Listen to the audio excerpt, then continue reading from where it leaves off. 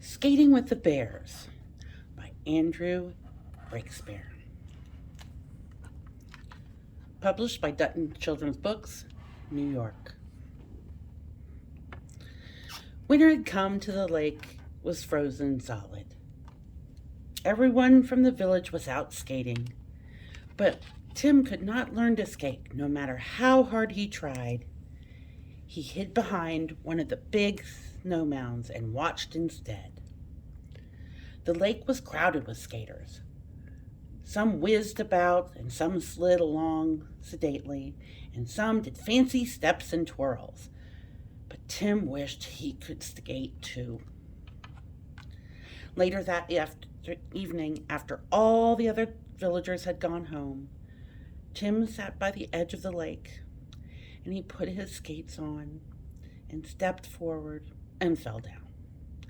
And he tried again and again and again. He tripped. He did splits. He fell over. No matter how hard he tried, Tim could not skate. That night, Tim dreamed about skating.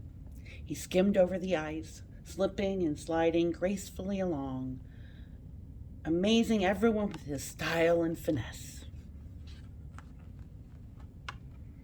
When Tim awoke, it was still dark, and the icy lake gleamed in the moonlight outside his window.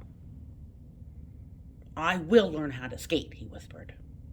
He pulled on his clothes and crept out of the house and crunched through the snow to the lake. At the edge of the ice, Tim sat down to put on his skates. There were big mounds of snow all around him, and he thought he saw one of those mounds move. He rubbed his eyes, and he looked more closely. The mounds were moving. He watched in amazement as the soft mounds of snow changed into bears, big furry snow bears.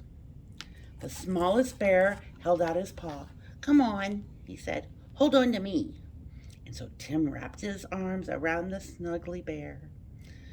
Then all in a line, slowly at first, Tim and the bears stepped out onto the ice together. Tim held on tight to the smallest bear and slid along behind him.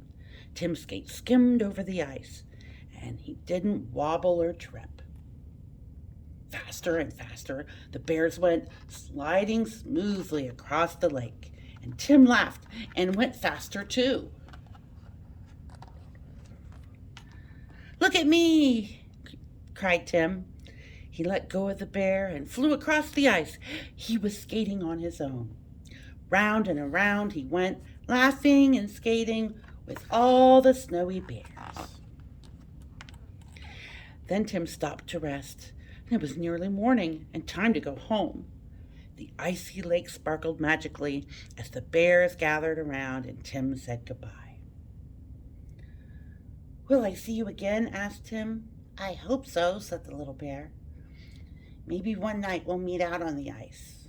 And Tim gave the bear a hug and then headed home for his warm bed. The next day, there were no bears by the lake, only mounds of snow shimmering in the bright sunlight. Tim pulled on his skates, stood up carefully, and stepped out onto the ice. And everyone stopped to watch him. And then Tim took off, and he swooshed and he whizzed across the lake. He did fancy steps and tremendous twirls, and he amazed the skaters with all his style and finesse. "How did he learn to do that?" they murmured. But Tim just smiled. That afternoon, tired and happy, Tim walked home through the snow mounds. They still looked like a little bit like bears. "Thank you," he whispered in case they could hear. But when he looked over his shoulder, Tim thought he saw the smallest bear smiling back at him. The end. Text and illustrations by Breakspeare. We were reading Skating with the Bears, published by Dutton Children's Books of New York.